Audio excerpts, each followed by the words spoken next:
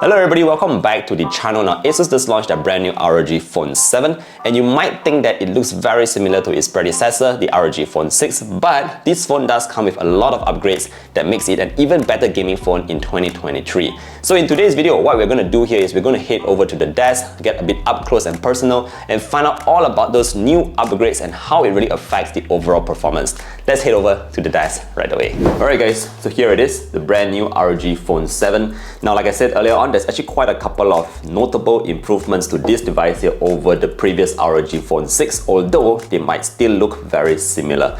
Now I'm not going to do a very lengthy unboxing, but what I'm going to show you real quick is the only items that matter. We do have the phone itself, we have the charging brick, which is in this similar blacked out look, 65 watts by the way, and of course we do get a brand new casing in the box because of that new lighting layout. So without further ado, let's move this box aside and let's just focus on the device, which is right here.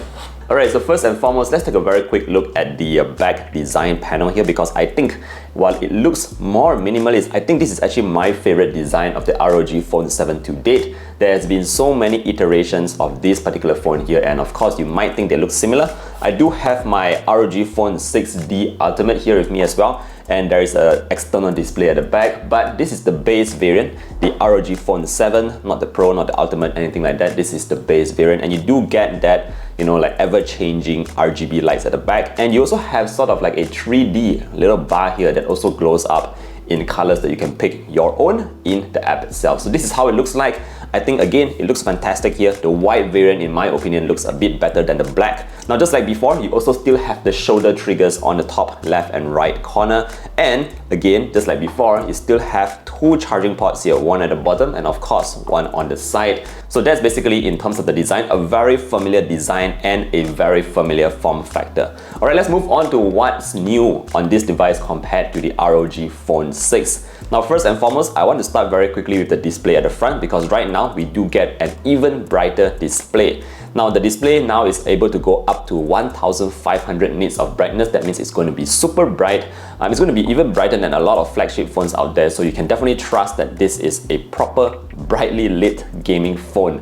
Now, other than that, it still retains the 165Hz AMOLED display. That means it's again super smooth. There is nothing as smooth as an ROG phone, so you have to try it out in person if you haven't tried one before. Because if you're used to like 120Hz and all that, when you jump to 165, you will feel that it's just crazy fluid. Now, other than that, in terms of the size, you can see here it's still very similar to the previous generations. It's a 6.78-inch device display, so it's fairly large, fairly wide, and it's, again, I think it's just perfect for gaming, especially with that black bars on the top and bottom. This is a gaming phone, guys. Now, moving on to what else is new. The second point here that is new is actually in terms of the performance. Now, naturally, we do have an upgraded processor in here, and it's currently sporting the Snapdragon 8 Gen 2. So, of course, newer model, you're bound to get a new and more powerful updated processor. So you get that Snapdragon 8 Gen 2. But a couple more things that are hidden in here, which you don't actually see on paper, is actually the UFS storage. Now, we have here the UFS 4.0 storage. And how significant is this in terms of day-to-day use? Well, just think about this. The speeds of UFS 4.0 storage is actually double that of the UFS 3.1, and it also consumes less power. So that basically means that if you're gaming, you're downloading files, you're reading files, you're writing files, transferring files to and from the phone itself, it's going to be very fast. It's the fastest storage standard for a smartphone today, UFS 4.0. Now, other than that, it's not just the storage that is seeing a big bump here, you're also seeing an improvement in terms of the RAM. So RAM-wise, we still have, it starts from 12 gigabytes of RAM, which again, I think you guys already expect that for a gaming phone. But what's more important here is that the RAM is now LPDDR5X, which again is faster than previous gen RAM. So you're getting very powerful processing power, also very fast storage and fast RAM here on the ROG Phone 7. Now let's move on to point number 3 here in terms of the improvements, and that is actually a very important one. We do have IP54 rating now on the ROG Phone 7, guys. But just to let you know, what IP54 really means here is that it is protected against dust and splashes of water. You cannot bring this phone down into your swimming pool and start shooting below the water. It's only protected against dust and of course splashes of water. Those are the keywords, guys. IP54.